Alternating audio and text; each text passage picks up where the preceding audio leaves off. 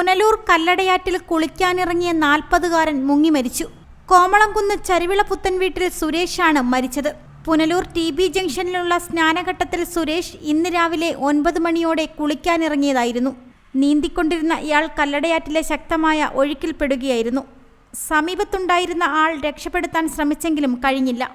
പുനലൂരിൽ നിന്നും ഫയർഫോഴ്സ് സംഘമെത്തി തിരച്ചിൽ ആരംഭിച്ചുവെങ്കിലും ആളെ കണ്ടെത്താൻ കഴിയാത്തതിനെ തുടർന്ന് കൊല്ലത്ത് നിന്നും സ്കൂബ ടീം സ്ഥലത്തെത്തി തിരച്ചിൽ നടത്തിയതോടെയാണ് സുരേഷിന്റെ മൃതദേഹം കണ്ടെത്തിയത്. ഏറെ നേരത്തെ പരിശ്രമത്തിനൊടുവിൽ തൂക്കുപാലത്തിനടിയിൽ ചെളിയിൽ പുതഞ്ഞ നിലയിലായിരുന്നു മൃതദേഹം കണ്ടെത്തിയത്. പുനലൂർ പോലീസ് സംഭവസ്ഥലത്തെത്തി ഇൻക്വസ്റ്റ് നടപടികൾ പൂർത്തിയാക്കി മൃതദേഹം പോസ്റ്റ്മോർട്ടത്തിനായി പുനലൂർ താലൂക്ക് ആശുപത്രിയിലേക്ക് മാറ്റി.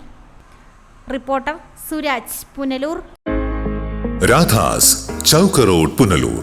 2 പതിറ്റാണ്ടിലേറെയായി പുനലൂർ നിവാസികളുടെ വസ്ത്രസങ്കല്പങ്ങൾക്ക് മാറ്റുകൂട്ടിയ പുനലൂർ രാധാസ് കൂടുതൽ വിശാലതയിലേക്ക് നവീകരിച്ചിരിക്കുന്നു.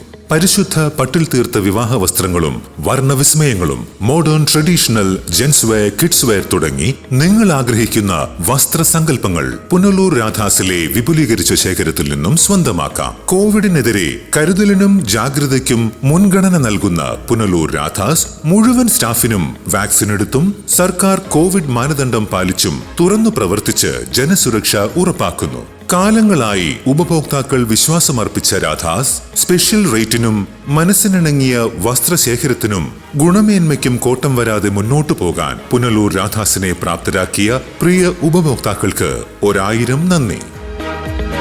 രാധാസ്, ചൗക്ക് റോഡ്, പുനലൂർ.